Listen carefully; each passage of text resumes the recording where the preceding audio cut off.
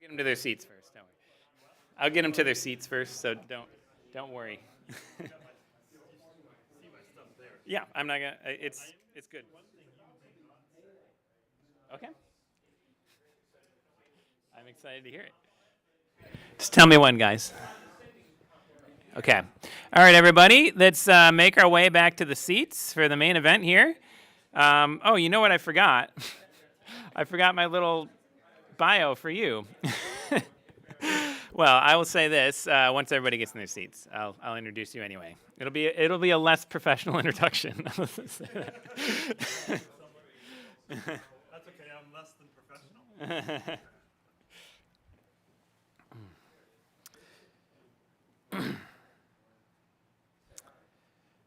All right, almost everyone is back to their seats. I think that's the best you can hope for in an academic conference. Our next speaker is our keynote speaker, our plenary speaker, Dr. Ross B. Emmett. Currently is at the Arizona State University Center for the Study of Economic Liberty, formerly of James Madison College at Michigan State University. I've known Ross probably for a decade now, and always been incredibly impressed by his range of knowledge, his care for history, for primary sources, and his scholarship. And he's someone who, earlier today, he asked me how long he had to speak. I don't know if he believes that he is the keynote speaker, but he is, and I think he very well deserves it. And I think you'll see that. I'm honored that he said yes, and that we're able to have this event. I'm so grateful that all of you are able to be here, and I hope that you will join me in welcoming Ross Emmett. Thank you.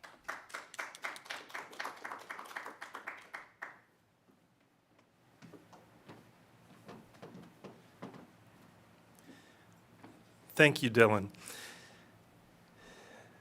I hope when Brad rejoins us. Oh, here he comes. Good. I have a message for Brad to start this off. I'm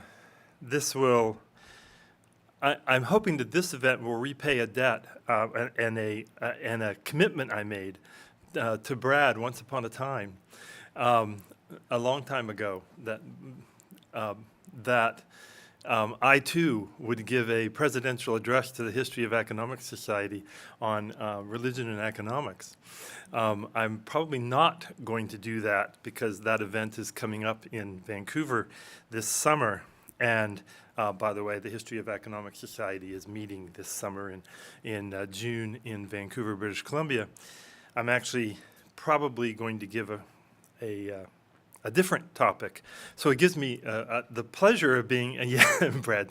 So it gives me the privilege of being able to do something related to Christian economic thought in doing this. And ironically, this is a older debt to me. My last undergraduate paper was on Christian socialism, and indeed on Morris and Company. And ironically, before Dylan invited me to do this lecture, I actually shredded that paper 40 years after writing it as part of purging the 125 cubic feet of books and papers that I took with me to Arizona State University. And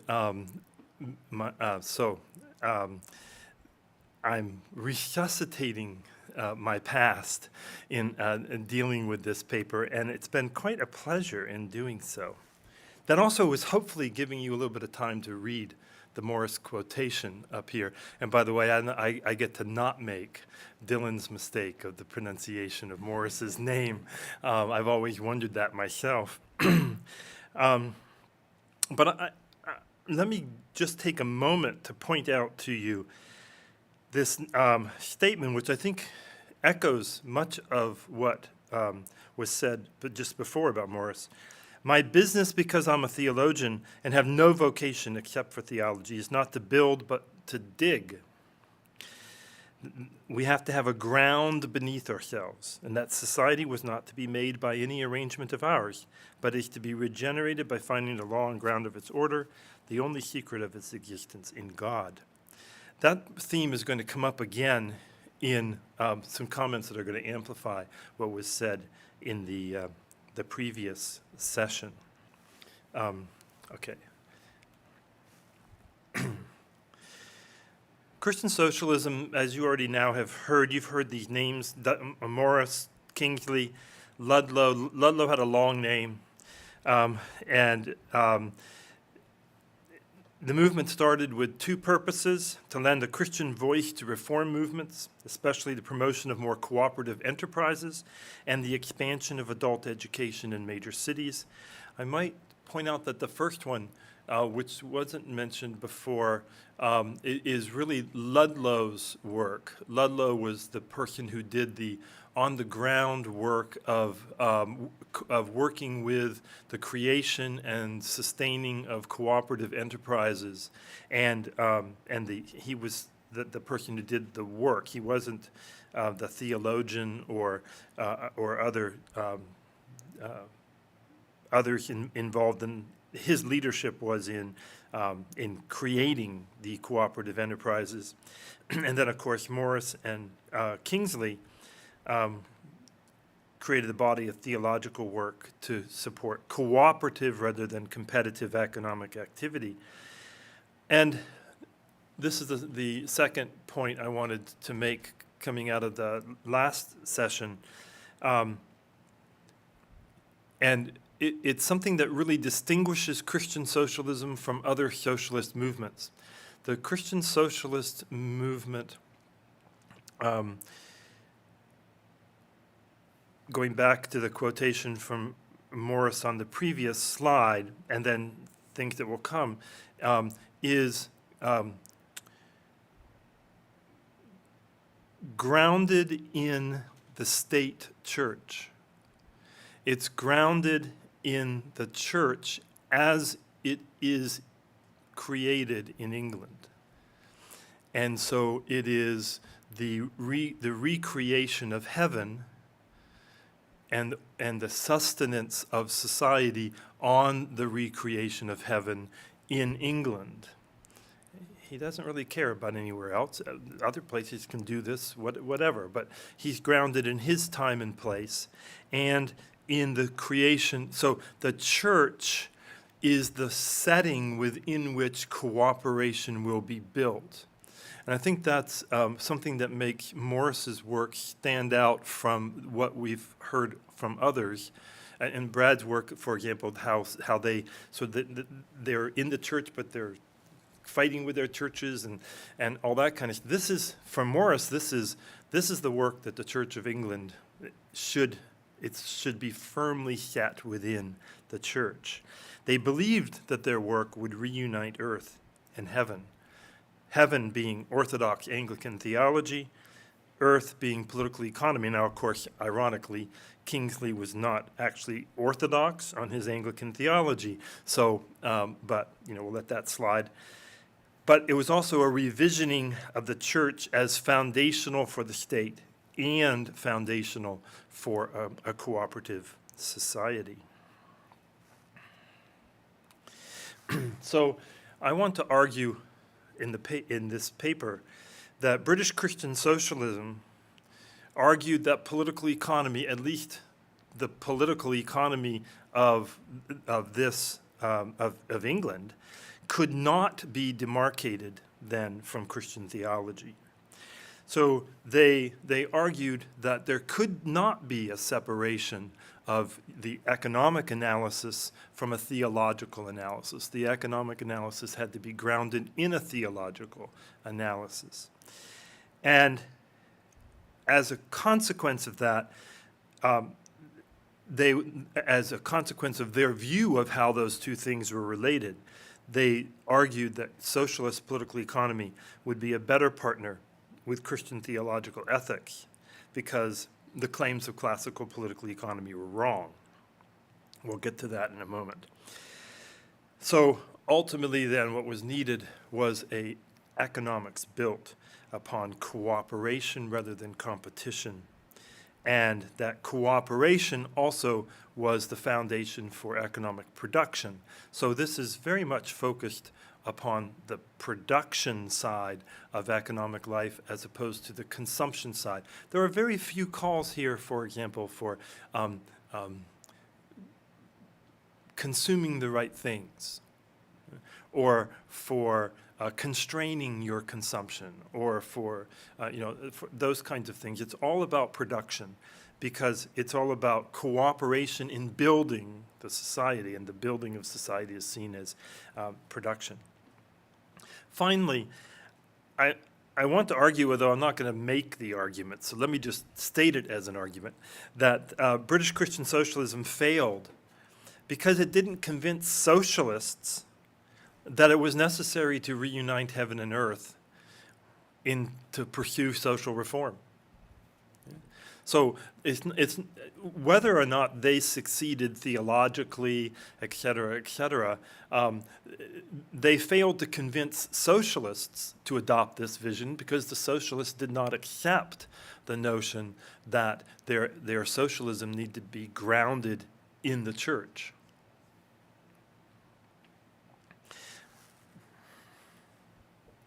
I have my slides here, and so I'm like, I changed this. Oh, it's not there. Right, okay. So this claim that the origin of British Christian socialism lay in the rejection of the claim that political economy could be demarcated from Christian theology. I want to say a word about that.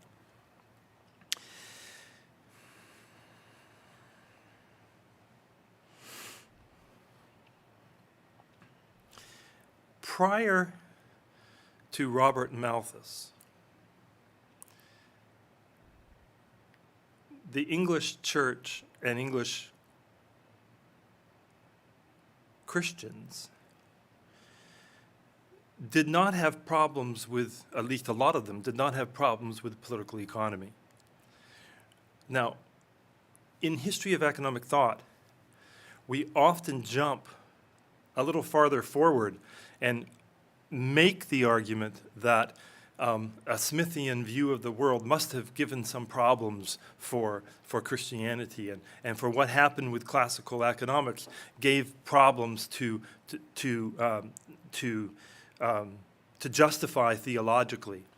But actually, a lot of the attacks on political economy, on classical political economy, are from European scholars.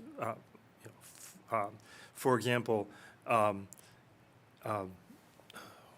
missing names now, but scholars who attacked Mandeville, for example. Mandeville's Fable of the Bees is often used as an attack on classical political economy.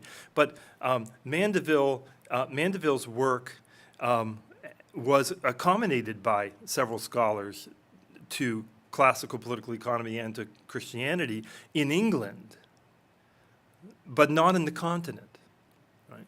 So you have a distinction between the way classical political economy is received in France, and especially France, and you have a different reception of classical political economy in England. And so Anthony Waterman has argued, and so this is actually a change, I believe, in Anthony's ideas. Anthony Waterman was my thesis supervisor, and the author of some of the best work on Malthus in the history of economic thought, and he at one time was an Anglican priest, and then is not anymore. But that's a different story. But he says the real origin of the split between political economy and Christian theology is not Adam Smith, because Adam Smith can be reconciled with Christian orthodoxy. The real split is Malthus. So Robert Malthus's work is the real source of difficulty for reconciling Christian theology. And I have more that will be in the paper, because I didn't want to dwell on this too long, and I knew I would if I put more stuff in there. So I wanted to make the claim and let you come back at me eventually about this, because it's obviously a clear claim, an interesting claim about the paper. But it goes to this core argument that the Christian socialism was a piece of the argument about what Christian socialism is about was the rejection of political economy because they saw it as being demarcated from Christian theology. But the people that they were looking to who demarcated it from Christian theology were not actually the English scholars, but the continental scholars. Because continental scholars from early on actually criticized classical political economy, and whether it was critical of orthodoxy or not. But Smith. So then here, might as well stay on this theme. So I have a little addition at the bottom. I forgot it. It's not on this slide. So let me point it out. This is a little contrast I use in class, and I'll be interested if anybody wants to challenge me on this, because I'd like to hear criticism about this distinction. But so this is sort of the foundation for the idea. Adam Smith's ideas were actually understood as a kind of general affirmation of the foundation of British society. So the mutuality of exchange. Exchange is beneficial to both of us. Secondly, and that's also we talk about this as the interdependence that an economy builds, where I'm providing for you and you're providing for me, even though it's through all these twisted different ways. The division of labor leads to a focus on specialization, right? And crucially, Smith's general framework at the beginning of The Wealth of Nations is about increasing returns. Right? The third chapter, it starts with increasing returns. And so it immediately builds a positive sum gain. It's not the creation of an equality which is being traded back and forth. It's the creation of more and more and more by the interactions that are playing. Whereas Malthus's message, and remember the 1798 essay on the principle of population did not have an author identified. So this is an unidentified author speaking. And the first essay, the first edition of the essay on population, it introduces scarcity. People are going to die if we can't constrain population growth or figure out a way to produce more. And by the way, the essay actually does have a reconciliation of these things, but it comes later in the book, and who reads after the first two chapters, right? Secondly, diminishing returns. Malthus says in one of his letters to a friend, he said, if I could trust that the English population actually knew logarithms, I would use math. But they really can't. So we're going to do this with a geometric increase and an arithmetic increase, and we're not going to kind of play the math game. By the way, he graduated ninth in a class of 200 people at Cambridge. I almost said Harvard. Yeah, not that Cambridge, not your Cambridge. The other when you studied, the other Cambridge in math. Like he was the ninth wrangler in math at Cambridge. He was a good mathematician, and then so here's Smith. Blah, the world's great. And here's Malthus, diminishing returns. We're going to have scarcity. This is not the same these are not the same pictures. Right? These are different stories. And then for Malthus, what rescues Malthus in this picture is his further work, subsequent work, on institutions and how institutions moderate all these things and create the context within which this can happen. But nobody pays attention to that, either now or then, right? In fact, when he blew the book up, the first edition of the essay is like 250 pages. The second of the essay is like 800 pages. And when you get to the third essay, you get to 2 volumes, maybe it's the fourth edition, you get to 2 volumes. So he just keeps expanding, but it's all rooted in the same thing. I won't do my Malthus lecture here. This is not a Malthus lecture. I have a whole Malthus lecture specifically on this, and one of my friends and I have just recently now agreed to collaborate together to get our 2 stories set, because we both have more or less the same story, and we're going to try to get them together so we can actually get people to understand what we're saying about Malthus. So why is this claim so important? Well, it's important because in England, as I suggested, right, in England, they did not follow the European fashion of thinking that Newtonian science subverted orthodox religion.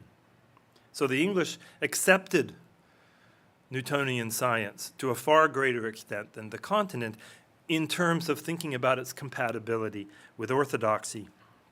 In Britain itself, the major themes that Smith is highlighting had actually already been emphasized by other authors. Wealth doesn't need to be a zero-sum game. Almost all conditions of humankind allow for the creation of wealth. Wealth creation is consistent with Christian duties of self-love, virtue, and faithfulness, and that the pursuit of those duties is consistent with society's interest. These are themes that many people had reaffirmed, from different traditions even, had reaffirmed and suggested were important. I already mentioned Mandeville, but in 1726, Joseph Butler defended the notion that wealth creation was consistent with a virtuous life. That was Mandeville's criticism. And that was widely cited and widely interpreted as a positive response to Mandeville's criticism. So in the British context, and again, we have multiple contexts, but in the British context, it is really Malthus's work that, boom, divides the argument about political economy from Anglican orthodoxy and suggests that economics is a problem that has to be addressed. So my first claim is that for the Christian socialists, they did not accept this. They could not accept that political economy would be demarcated from Anglican theology. Morris disagrees with the notion that a nation was simply the result of mere, notice mere, it's a great British word, right? Americans don't use the word mere enough, right? My Canadianism in me gets the word mere in a lot of times. It's just a mere thing, a mere notion that commercial arrangements of some artificial compact. Morris also disagreed with the notion that system building, the making of constitutions and orders, nice little attack on the Americans here, writing the apostasy of writing a constitution, and orders by discussion and will is better than the gradual evolution of rules and practices in specific settings. And beneath all of this, right, and along with the nation is the church. The church, and you just emphasized this beautifully actually in what you said, the church exists, not necessarily theological statements, but the existence of the church, the existence of an order that is ongoing. So, and Morris actually says this, right? The ongoing presence of a priest ministering to a parish in sacrament, word, and deed. And, intriguingly, Morris attacks Malthus in various ways. Malthus spent his life, first and foremost, as a priest in a parish, ministering to his people in sacrament, word, and deed. Now, he also was a professor at the East India Company College, and where he also preached and administered the sacrament and and ministered to the people, but he was also a professor. He was the first professor of political economy in the British Isles. But Morris has that notion of the importance of the church. So for Morris, the church is not universal. Of course, there's the universal church, but in the context of thinking about the institutional instantiation of that church, it's always set in a specific context, and that context matters. There we go. So fast forward 60 years from Smith's death to 1850. I just want to kind of remind you what's at stake for us here. The laissez-faire framework of classical political economy won the day. You had an industrialized, politically stable nation with a technological edge in many industries, a vast trade-based empire, and a declining population of slaves in an empire that had gotten rid of the slave trade and then slavery. All of this had been accomplished within the context of a small, limited government. And despite the fact that the leaders of the political movement to end slavery were Christian, and that economists like Malthus, Thomas Chalmers, and Richard Whately defended markets while being ordained members of their respective churches, one could demarcate their economic analysis from their religious beliefs. Would you agree that Whately could separate those? I'll suggest Malthus could, and Thomas Chalmers, we don't have anybody on Thomas Chalmers here, so we'll have to let that one go for the moment. Has David ever said anything about Thomas Chalmers? Yeah, I didn't think so. He hasn't talked enough with Anthony.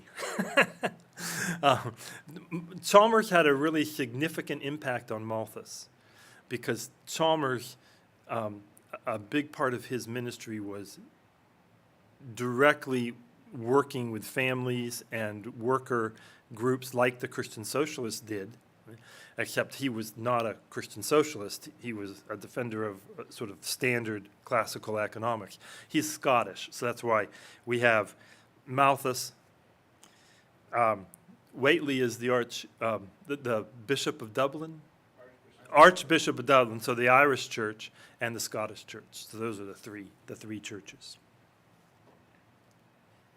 However, at this same point in time, the 1850s, we have the Chartist revolution.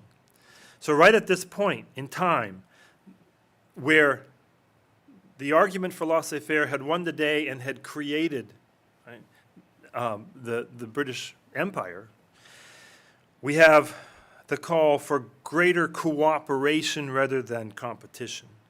And this arose in the context of political change. And almost all the histories that have been told recently about Christian socialism that I have looked at focus actually too much on this, but they focus on the Christian socialist participation in the Chartist rebellions and in the longing for a greater participation in political society that emerged and then was squelched by the fumbling of the Chartist group. They didn't get the petition into Parliament at the right time, and so they were denied. But then also they were being beaten by police in the streets. So you have this political change and a desire for political change, and it gets put down 3 times. The third to fourth time, significant parts of it do eventually become part of the British system. But people who did not own property had very little political participation, and so the People's Charter, which was put forward in 1848, I don't even want to walk into the history of Chartism, so go read about it. It's a lot of fun, and it's also it's one of those comedy of errors, on both sides, and stupidity, and also greed and bullheadedness. The People's Charter called for male suffrage, secret ballots, no property qualifications for members of parliament. The members of parliament ought to get paid. And you're thinking, what the hell? I mean, why were political participants in the House of Commons not paid before this?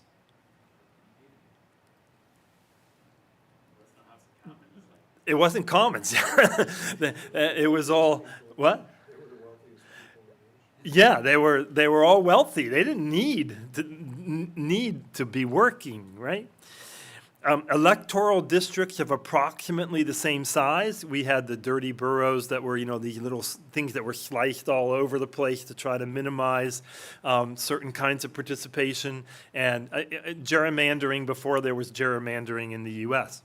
And then they also called for annual elections as opposed to these very far separated election cycles. So the Christian socialist movement emerges in this context of the rapid expansion of laissez-faire, which generates enormous wealth in Britain, and wealth that was extending down to the lower classes. And hence, the lower classes were seeing the possibility of advancement and prospects for improvement, but they saw legal contexts and greed and business activity as something that was holding them down, and the power of the elites in controlling their society. So can we have working class people participating in the making of law? Second claim, so that's one context. The second, that was the one that should have been before, so that's what I just said. So the second claim I'm making in the paper is that the Christian socialist movement was arguing that rather than seeing theological ethics in the Anglican context as fitting well with the sort of traditional ethical frameworks, especially the framework coming out of Smith and others that suggest that market and exchange are natural and improving of human interaction and of wealth, the argument that socialist political economy would be a better fit with this conception, this Maurician conception of Anglican ethics. And there's a lot of rumbling about this earlier. I don't want to spend a lot of time on this because Dylan actually already touched, I think, pretty well on some of this stuff. So, and I'm not sure I need to expand on all of this too much in the paper. But there's a lot of references to Robert Owen's work. Okay, so Robert Owen created New Lanark, took over to New Lanark Mills, created this sort of utopian vision of what social cooperation could look like in a manufacturing context. Morris himself wrote about this. Kingsley writes. Kingsley's writings are less, I don't want to call them academic because none of these are academic, but less addressed to arguments than as to constructing illustrations, stories, a context for understanding these ideas. And then, so there's lots of, even in the context where they're trying to get us to accept sort of worker cooperatives, they're not always clear about what they're trying to get us to accept with Maurice and Kingsley. The later Christian socialists, later in the 19th century and the early 20th century, make it much more mainstream that it's going to be worker and workplace socialism that becomes the focus as opposed to other like political participation kind of issues. And so the last one I have on here is, you can't see it. Can you see that? Oh, you can see it over there. William Temple's Christianity and the Social Order, Archbishop of Canterbury. And that's that's almost mid-20th century writing. And Westcott, who has 2 books there. And then I just put in John Ruskin's Unto This Last, which is a later Ruskin, but it's one of the ones that was very frequently cited, both in the United Kingdom and in North America, by as part of sort of the Anglo experience of thinking about political economy and socialism. And, Ruskin's "There is no wealth but life" that comes from Unto This Last. And, we don't and can't live by exchanging articles, but by producing them. We don't live by trade, but by work. Right? I think you more or less, your people sort of make that same kind of, very much that same kind of argument, right? Your people. Yeah, I'm just saying. The ones you were talking about.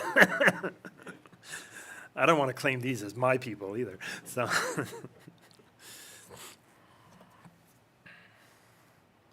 the third claim I'm going to make was that they believed then that what we needed to do was substitute cooperation for competition. So, this sounds great. Opposed to the notion of a mere. Whenever you see the word mere, just be really suspicious. Whoever writes it, even if it's me. It's a mere, just a mere substitution. What? C.S. Lewis? Oh yeah, mere Christianity. Yeah. Well, I'd stay there. Be suspicious. As much of a fan of Lewis as I am, it's just a mere trifling. A mere successful rivalry in the cooperative field, they offer the principle of association for mutual helpfulness in production. And again, as was pointed out by Dylan, Ludlow, the lawyer, is the person who did all this, not Morris and Kingsley. Kingsley wrote novels and some pretty nasty stuff in some of those novels. I'm not even touching upon some of the nasty stuff that's in those novels, but eugenics is at stake there. And Morris and Kingsley, Ludlow just did the legal work. He created the cooperatives. He visited them. He helped them. He solved managerial problems. He was the lawyer. He was the guy who made it work. Right? They supported the creation of acts, the Industrial and Provident Societies Act in 1852, that enabled cooperatives to exist legally. And then in 1862, they supported the legislation and wrote part of the legislation to add limited liability provisions to cooperatives, which isn't, something that has not always happened. And also there in the 1850s, though, of course, they formed the Christian Socialist Cooperative Societies. It failed. You can assign blame as you see fit. But the dream, of course, lived on for cooperative societies.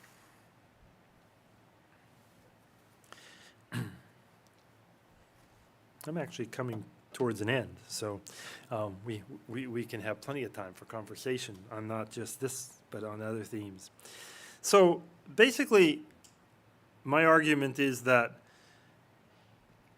even though Christian socialism had a 100-year history in Britain, and as some of the remarks from the last session suggested, there are connections between the 20th and 21st century versions of Christian socialism in Britain to this earlier movement. But my argument is that at its root, the failure of British Christian socialism after its initial sort of instantiation and the struggles that it just kind of kept limping along, but never quite stopped, but never really succeeded, that it failed because it didn't provide, especially this version of Christian socialism, didn't provide an economics that would support their vision. Now, one of the ways that could have been done is to adopt a Marxist or other socialist with a capital S version of economics. What the Christian socialists tended to continue to support was workplace socialism, and not necessarily the adoption of a political agenda, but also not a full-scale, abolishment of private property, for example, or of some recreation of private property. And hence Christian socialism became a lost voice because it's simply overwhelmed by more substantial, synthetic, I don't know what you want to describe it as, versions of socialism that became the norm, became what you and I normally think of when we think of socialism. I have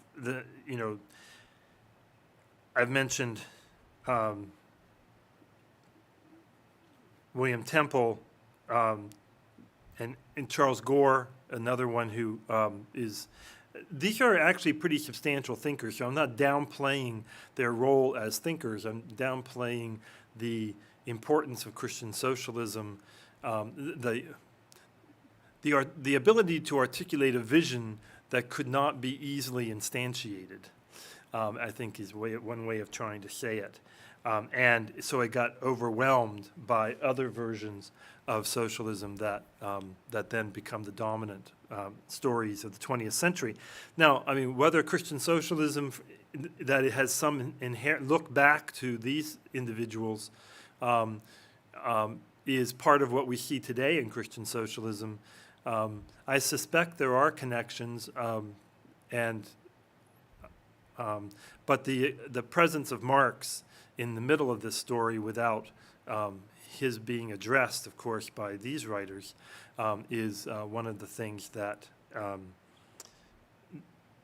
contributes to the Christian socialists' diminution in the English world. I'll stop there and turn it over to questions. All right, thank you, Ross. All right, so we have, let me just check and... Half hour or so? Let's see. Oh, now my phone doesn't want to tell me what time it is. We'll find it out. Okay, it's 1:45, but you started a little late, so we'll say we got 20 minutes for Q&A. We're getting the mics right now, so I'm going to wait just a minute. Actually, while we're passing out the mics, I will go to, we have Richard Turnbull and we have John Mueller via remote video. I don't know if they're able to be put up on the screen right now because we're live streaming, but if you guys have questions, I don't want to forget about you. So we can start with you guys if you have any questions, and then we'll go to the people in the seats. Yeah, certainly. If I can jump in, I have a few comments, if I may. Firstly, thank you. Yeah. Ross, thank you for that lecture. And I basically agree with your thesis. I mean, I think your sort of articulation of it is, the rationale is basically correct. I have a couple of observations, just fairly quickly, if I may. I mean, as I said before, I actually know quite a lot about Chalmers. I lecture regularly on Chalmers. I'm just about to be published in a journal on an original reinvestigation of his work. Good. We haven't got time to discuss it all now, but one interesting comment that he makes, I don't know whether I think it's a reasonable comment or not, but in Christian and Civic Economy, Chalmers claims that if Smith had been able to read Malthus, he would have adopted the more explicitly Christian version of political economy. So whether that's a reasonable comment, I'm not commenting on, but Chalmers explicitly states he believes that Smith would have adopted the more explicitly Christian version, if you like, if you want to put it that way, of political economy, had he read Malthus, which is just an interesting link between those three people. Second comment I'd make, something I think I've probably experienced this in all of these talks, that the links of people like, Ruskin, Westcott, Temple, you could mention others, Scott Holland, Gore was mentioned, Tawney, they're all a very particular type of Anglican. Yes. And I think you can't just say Anglican theology. You have to say liberal Anglican theology. Because the majority of Anglicans at the time didn't take that view. But I've got one other comment, if I may, which is of more substance, I think, which has really been sort of exercising my mind as I've been trying to work out all of these interconnections. So I think you perfectly properly argued that Christian socialism claimed that you couldn't decouple political economy and Christian theology. I think you're absolutely right. I think that was the claim. What was bugging me was that's exactly the same claim that Chalmers would have made, that Wilberforce, that Shaftesbury, J.B. Sumner, the evangelical Bishop of Chester and Archbishop of Canterbury, they would all have made exactly the same claim. So I was trying to work out then, well, where does that go? And both parties, if you like, or both groups, effectively are arguing for the unity of body and soul.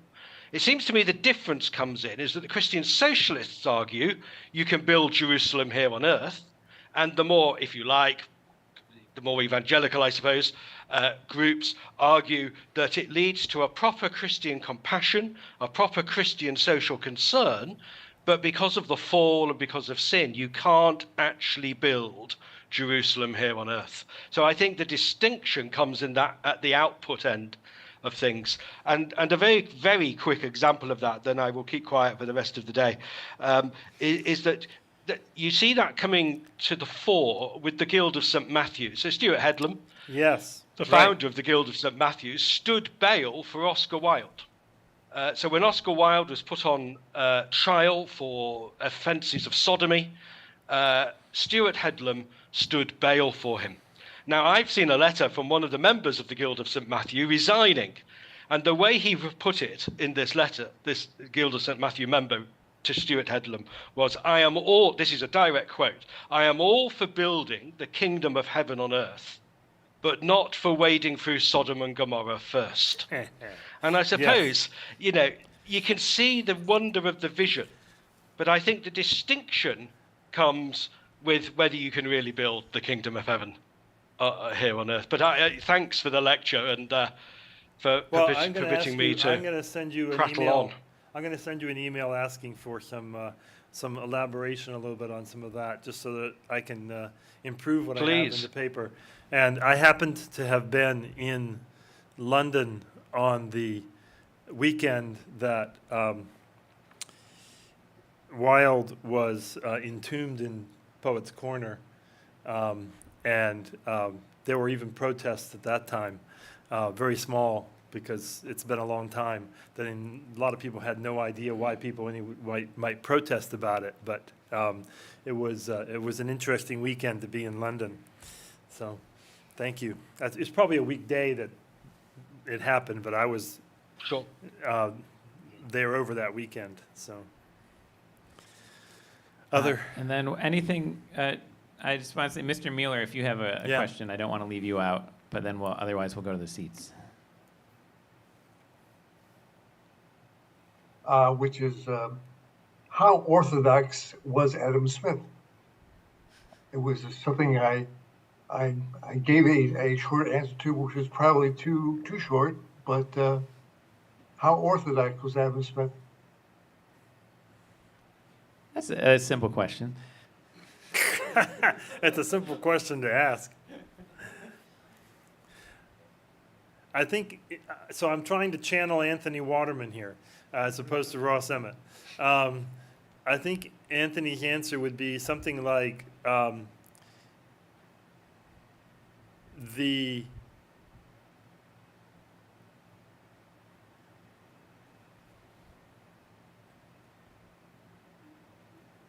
there wasn't anyone who protested about something specifically enough to be able to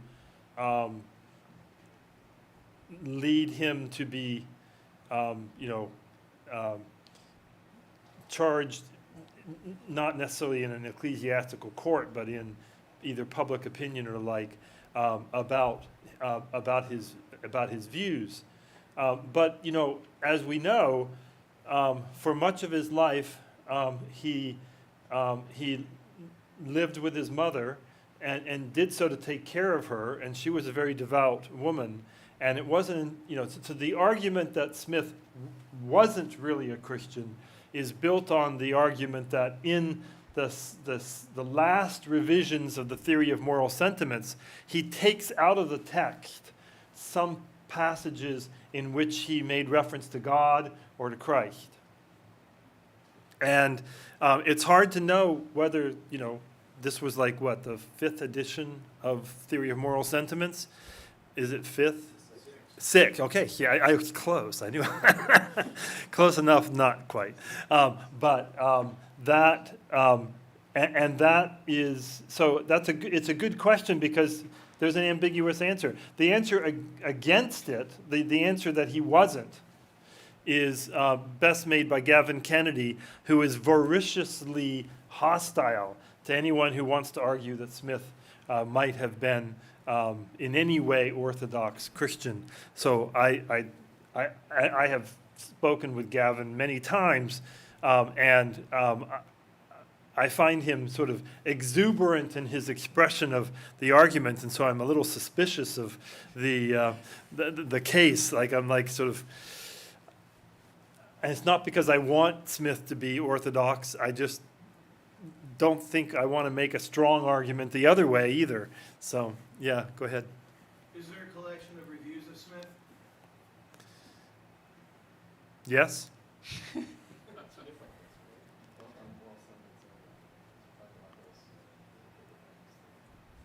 Is there a collection of people that reviewed Smith's writings? So could we do the microphone just because we have a live stream Yeah. going right now? So, I'm wondering if there is existing a set of a collected set of the reviews that were done of Smith's work when they were published. Wait, and if not, I don't know. It's called On the Theory of Moral Sentiments and On the Wealth of Nations. There's 2 little paperback books, and they're either contemporaries or close Contemporaries. people then following we Smith. have a source to go to at least. They're primary sources, yeah. Yeah. Okay, Jordan has a question. Yeah. Well, first, a suggestion. That sounds like a great topic for the 3rd annual academic colloquium for Acton, maybe, is Smith and Orthodoxy or Smith and Christian theology. I know we touched on a lot of that given the arc, moving from classical political economy and Christian political economy to Christian socialism. My question is about that arc and foregrounding one of the themes was really explicit in some of the papers or talks that have been given, and then also in the background or alluded to in some of the other talks, and that has to do with slavery. Ross, could you say something about the relationship between Christian socialists as well as the sort of cultural critics of classical political economy, which may or may not overlap, and this issue of slavery? I'm thinking of Carlyle and Ruskin and some of the names. Yeah.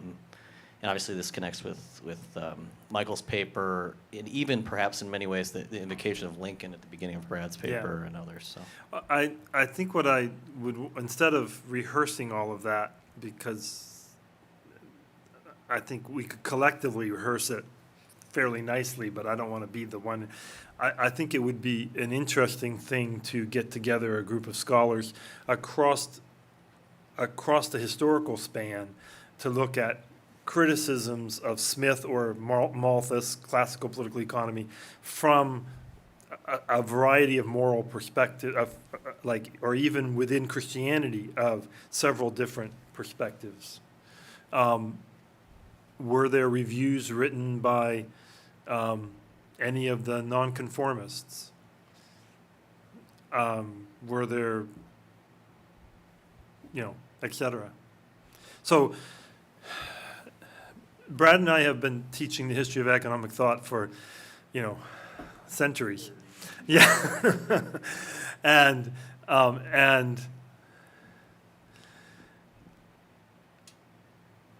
for the early part of my career of reading the history of economic thought, I didn't think that there were any arguments that weren't expressing the idea that there was some fundamental break, that this was a secular argument, entirely secular argument, that had no connection to Christian doctrine, especially from the classical economists, partly because I read Heilbronner first. I mean, Heilbronner's book is, I don't know if that was your first introduction, but it was my first introduction. You know, it was, what? In high school. Well, I was actually still in high school when I read it. I was taking a university course, but I was still in high school. And Wade Hands has said, you know, that he became a historian of economics because he read Heilbronner's book. It was an interesting arc to my career that on the day that I defended my doctoral dissertation, Warren Samuels, Anthony Waterman, and I attended Heilbronner's talk, because Heilbronner is what kicked me off on economics. And here I am getting my dissertation and then going to hear Heilbronner speak in the evening. And I mean, Heilbronner, for those who don't know Robert Heilbronner, he is an American was an American economist, historian of economics, very important, wrote a book called The Worldly Philosophers, which was sold as a textbook all over the United States and presumably well beyond that for many editions. And he would be an American liberal, more socialist than not. I think that might be fair. He's not liberal, but he's pretty liberal. Social Democrat. And he stood there in the middle of 500 people at the University of Manitoba and said, why is it that the proponents of capitalism win all the arguments? All right, so we have, before I get to, I believe Brad has a question, but we have one via YouTube, all the way from Australia, Paul Oslington. Oh, Paul. Hey, Paul. And I think we should get this in. So he says, Ross, you emphasize the differences between Smith and the Malthus of the essay, but Malthus's teaching and his principles seem much more Smithian. Further on this, Malthus, he doesn't think that Malthus saw himself as responding to Smith, but rather to Godwin in Condorcet. Condorcet. Okay, excuse the terrible mispronunciation. But so what is, I guess, further elaboration on at least Malthus's own view of his relationship to Smith? Yeah, Paul, I don't think that there's any doubt that you're right if you're thinking about it in terms of who Malthus was responding to in his mind. But the effect of the argument was to distinguish his observations about the world from arguments, from a different set of arguments, among which would fall Smith's. So I don't see Malthus as directly responding to Smith, because he's not. He's most directly responding to Godwin, who does present an argument that is a true liberal community, actually a libertarian communitarian argument, which was that we should abandon all institutions in society, right, completely and utterly, and just do whatever the hell we wanted to do, and that everything would work out. And Malthus's argument is, in response to that, what would happen. It's very interesting because he's writing in 1798, remember that date, and he says, what the people would do is they would call a convention and create a constitution. And here are the things that I think they would address. They would say, fathers ought to be responsible for the children they sire, because Godwin believes that everybody should have sex with whoever they wanted to have without any consequences. That did real well for his wife. Who was his wife? Mary Wollstonecraft. She died in childbirth. Who was the daughter? Come on, who was the daughter? What? Mary Shelley. That's her married name. Her birth name was Mary Godwin. She was William Godwin's daughter and Mary Wollstonecraft's daughter as well. And they actually got married for the sake of the child. And then the mother died. So, but, yeah, I mean, we could just go on with story. I mean, this is, what? What did he, I think we clarified that one really well. Yeah. We have time for one or two more questions, so I do want to give Dr. Bateman a chance to ask his. Yeah. Thank you, Ross, for a great presentation. Thank you. It's a compliment. So I have a comment. I guess I have two comments. I don't even have a question. One, your opening quotation reminded me that the title of Richard Ely's autobiography is Ground Under Our Feet. Yeah. So I wonder if there's not a connection to Morris. But I want to come back. You ask for comments and arguments with your characterization of Smith and Malthus. I think everything you said about each of them is true, but I think you also have to say of Smith that Smith cared about institutions and emphasized the importance of institutions. I don't think that's a difference between them. Maybe not all the same institutions, but this is actually a question I used for a couple of decades in a history of economic thought course. Compare Smith and Malthus on the importance of institutions to the economy and to society. Did you have them read, am I still on? Okay, there we go. Did you have them read any of the subsequent editions or passages from any of the subsequent editions of the essay? I lecture on it, but didn't have them read it. Okay, because I have on SSRN, I have an essay, so anybody can download it, called Malthus with Institutions, and it shows the structure of the argument he presents in the essay as he built it over the period of the different editions, in which he shows how different institutions lead to different outcomes, and he definitely has a conception of what is good for humanity, because there are certain kinds of institutions and countries with certain kinds of institutions which he ranks higher than other countries. But very intriguingly, and some of the historians in this crowd might like to look at this, when I hit upon this, I don't remember exactly when. It wasn't a David Levy thing, because I think I introduced David to it.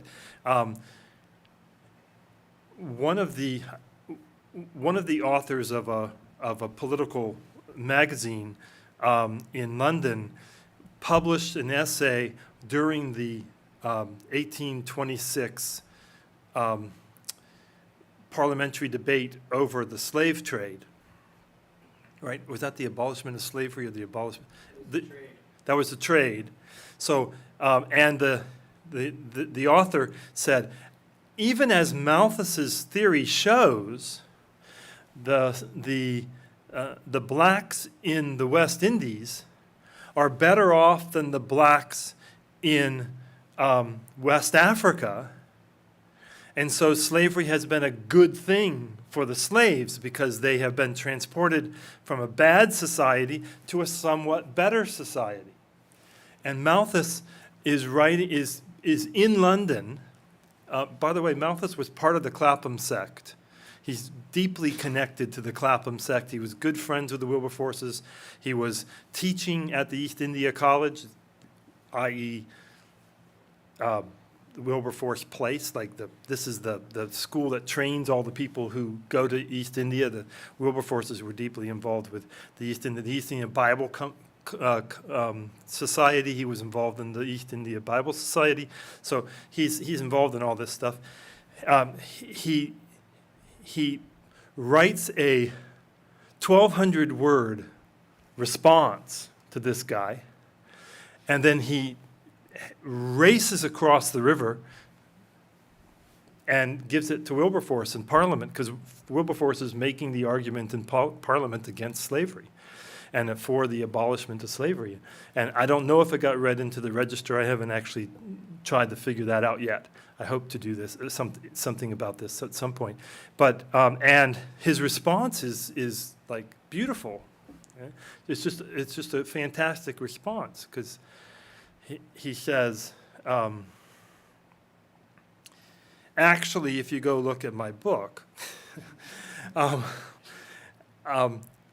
indicate that the slaves in the West Indies, I indicate that the people in the western part of Africa are better off because of their institutions that support them in terms of quality of life and length of life, are better than the lowest state of human institutional framework on Earth, which is in Terra del Fuego, which is the islands at the south end of Latin America, where from the travelogues and stories that Malthus had available to him, he ended up ranking as kind of the place with almost no institutions, very little stability, and life really was nasty, poor, brutish, and short.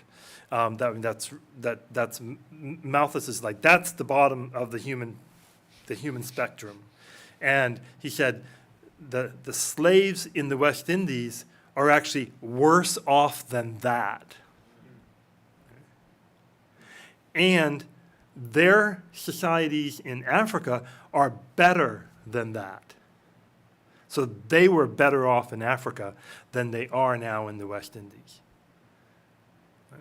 This is a pretty cool kind of condensation of the Malthus argument. And but the publisher wouldn't put it in the book except as a footnote to the last footnote in the entire second edition, third edition, whichever it was, of the book. So you have to go to the very end of the second volume to get the response. All right, so we're a little over time, but Yeah. if we have one last burning comment Sorry, or question. Ross is talking. He'll just keep talking. I didn't even realize there's two. But it is, just in case anyone has anywhere to go, it is 5:08, go. so we do Yeah. need to wrap up quickly. So if you have something to say quickly that can be addressed quickly, go ahead, and then we'll call I'll it a throw close. this out there. Missionaries were leaving from Great Britain to go to all different kinds of places in the world around this time period, and Malthus would be encouraging that to a great degree. I would expect to spread civilization, in particular to spread late marriage as a good institution.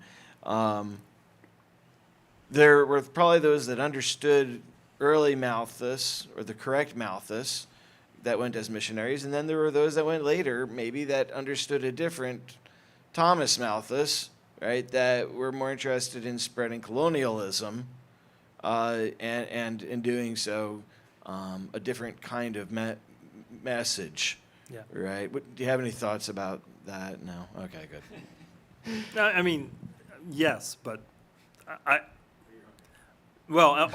also I don't know what I haven't sought to examine what people did with Malthus in that period of time. It is interesting to see what Chalmers does with Malthus, because we have a reason to look at him, because he's writing about economics and also educating people. And the 6th edition is more sympathetic than his earlier editions to the role of education in improving people's lives, because he spends time in Edinburgh with Chalmers and sees that the work Chalmers is doing is actually lengthening people's lives and making babies live longer and providing people with education that may provide them with somewhat better jobs. And he's like, well, if there's more of this, that's probably a good thing. All right, Peter, did you have one last comment or should? All right, he turned off the mic. That's all right. We can talk after we. I was got it. going to be shifting gears completely, because as you were talking, I was thinking about another movement. It's a little bit later down the pipe in the late 1800s. That's still around today. Fabianism. They are the official think tank of the Liberal Party in England to this day. Yes. And I have heard from a professor of economics that Christianity could be very compatible with combining with Fabianism because of its non-reactionary, it's non-revolutionary. And I have read some stuff about a kind of a Christian Fabianism. Yes, So there are definitely people today who, in fact, people who identify today in England as Christian socialists, many of them would be in the Fabian society's lobbying range, the kinds of things, they would be arguing for the same kind of things. Maybe some other issues as well, and there may be more radical Christian socialists than the Fabians, and there may be, but the Fabian society today, you wouldn't find anything significantly unusual in the Fabian society recommendations to the government of the liberal government of the UK. Would there be a clear genetic line, so to speak? No. No? Partly because of this issue of the church. I mean, Sidney and Beatrice Webb,